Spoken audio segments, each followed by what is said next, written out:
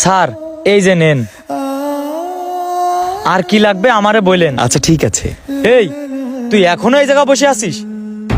ও ভাই, আমারে জলদি হলেও কয়টা ভাত দেন না ভাই, মহাজন আজকে আমারে টাকা দেয় নাই ভাই। তুই এখানে বসে থাকলেও, সারাদিন বসে থাকলেও তোরে কেউ ভাত দেবে না। ওঠ এখান থেকে যা। ভাই আমার কাছে মাত্র 50টা টাকা আছে ভাই, মুরগি খাওয়ার মতো টাকা পয়সা আমার কাছে নাই ভাই। তুই 50 টাকা নিয়ে এই জায়গায় আসিস কেন? তুই জানিস না খাবার খাইতে হলে 200-300 টাকা লাগে? ঢং করতে আইছে এখানে। স্যার কি লাগবে আমারে বললেন। ঠিক আছে। আচ্ছা খান স্যার। ও ভাই দেন না, আমার একটু জলদি ভাত দেন। হায়রে আল্লাহ, তুমি আজকে গরিব বানাইছো বলে আজকে আমাদের কোনো জায়গায় মূল্য নেই। সামান্য হোটেলে খাইতে এসব খাইতে পারতেছি না। এখন আবার কে ফোন দিচ্ছে? অফিস থেকে কল করার সময় পায় না। আসসালামু আলাইকুম স্যার।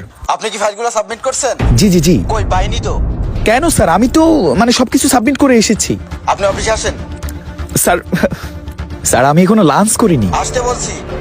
ঠিক আছে। ফার্স্ট আসেন। জি স্যার, এখনই আসতেছি স্যার। ওকে। 5 মিনিট। ওকে। আসসালামু আলাইকুম স্যার। ওয়ালাইকুম আসসালাম। ভাই যদি কিছু মনে না করেন একটা কথা বলি। তো ভাই বলেন। ভাই আসলে ঘটনা হচ্ছে যে এ আলামিন, এখানে কি লাগে দে। ও ভাই আমার ভাতটা দেন না ভাই। ও ভাই খিদে জ্বালায় পেটটা ছটফট করতেছে ভাই, বলেন। ভাই যদি কিছু মনে না করেন, আপনি কি এই খাবারগুলো খাবেন? না না ভাই, এই খাবারগুলো খাওয়ার মতো টাকা পয়সা আমার কাছে নেই, আপনিই খান। সমস্যা নাই ভাই, এই খাবারের বিল আপনাকে পে করতে হবে না, আপনি নির্দ্বিধায় খেতে পারেন। আসলে ঘটনা হচ্ছে কি, আমার অফিস থেকে ম্যানেজার ফোন দিছে ইমার্জেন্সি অফিসে যেতে হবে, যদি না যাই আমার চাকরি টিকবে না। ভাই প্লিজ খাবারগুলো ফেরত নেবে না, খেয়ে ফেলেন।